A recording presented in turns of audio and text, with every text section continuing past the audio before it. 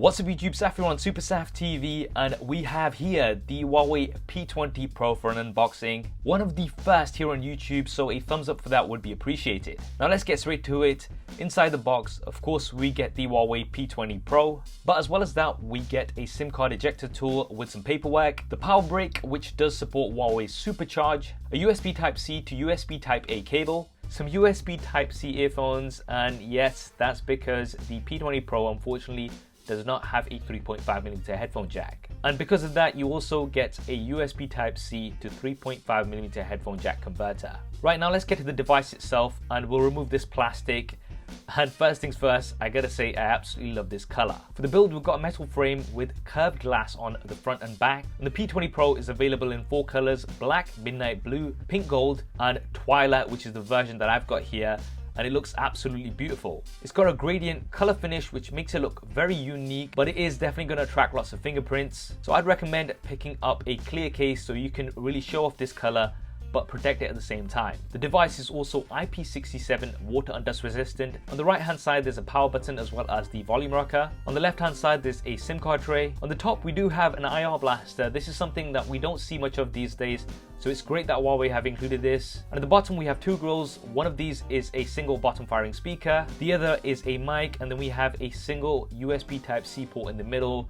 And as mentioned earlier on, that is because we don't have a 3.5mm headphone jack. And we do have up to 990 kilobits per second Bluetooth transfer, so you can get some high quality wireless audio with this. Now let's move on to the front.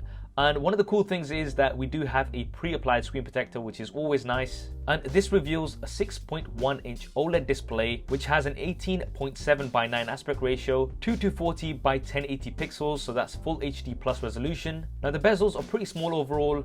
However, we do have a bit of a chin, but that is because we have a front-facing fingerprint scanner. Now personally, I do prefer a front-facing fingerprint scanner, so it is quite nice that they've managed to include this, even though the device has small bezels.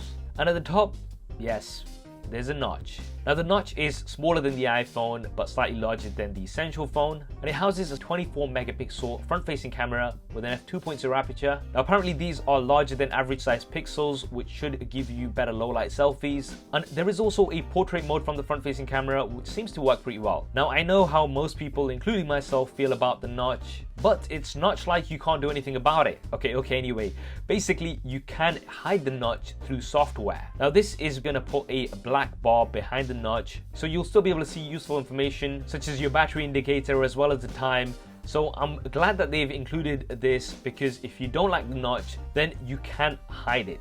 Now let's move on to the back and talk about the cameras, which are the highlight feature of the P20 Pro. We've got a Leica Triple Camera setup. There's one monochrome camera, which is 20 megapixels with an f1.6 aperture. There's an RGB camera with a whopping 40 megapixels and an f1.8 aperture. And finally, there's a telephoto camera with 8 megapixels and an f2.4 aperture with optical image stabilization. There's also a color temperature sensor, which is going to help with your white balance, and a laser transmitter and receiver for improved autofocus. Now Huawei are using something called light fusion technology, which is basically going to combine 4 pixels into one on that RGB sensor, apparently giving you great low light images at 10 megapixels. It's also the biggest sensor on a smartphone, 223% larger compared to the iPhone at 10, and 170% larger compared to the S9. You've also got up to 102,400 extended ISO, which is the highest on a smartphone, and for comparison, the S9 and the iPhone 10 can shoot at up to 6,400 ISO.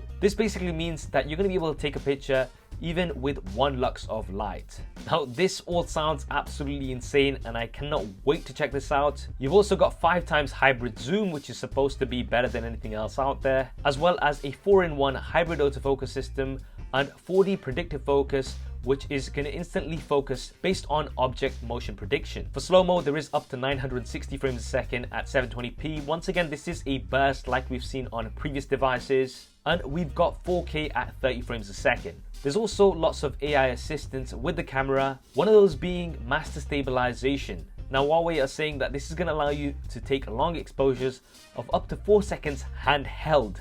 There's also Huawei AIS video stabilization, which is supposed to be more stable than optical and electronic image stabilization. Now all of these things sound absolutely great, but of course we're going to have to do lots of SuperSaf style camera comparisons So definitely let me know in the comments below which device you'd like me to compare the cameras of the P20 Pro to first. Now looking at the internals, we do have the Kirin 970 processor, 6GB of RAM with 128GB of base storage, which is not expandable, an absolutely massive 4000 mAh battery, which does support SuperCharge as mentioned earlier. However, there is no wireless charging unfortunately. In terms of the software, we've got Android 8.1 with EMUI 8.1 on top. Now I know EMUI is not for everybody, but there are some new AI assisted features which we'll be checking out in some future videos. And as well as the P20 Pro, today there was also the P20 announced, which has a very similar build and design to the P20 Pro, but has a 5.8-inch LCD display, 4GB of RAM, a 3400 mAh battery, a Leica dual camera setup with 12 megapixels RGB and 20 megapixels monochrome,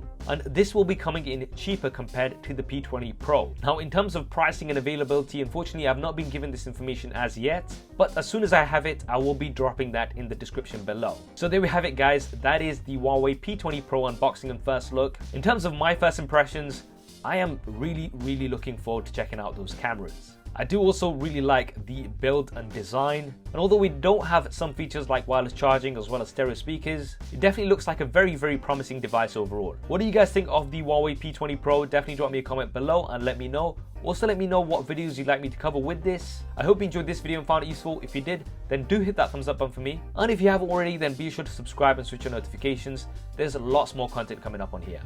Thanks for watching. This is Saf on SuperSaf TV. I'll see you next time.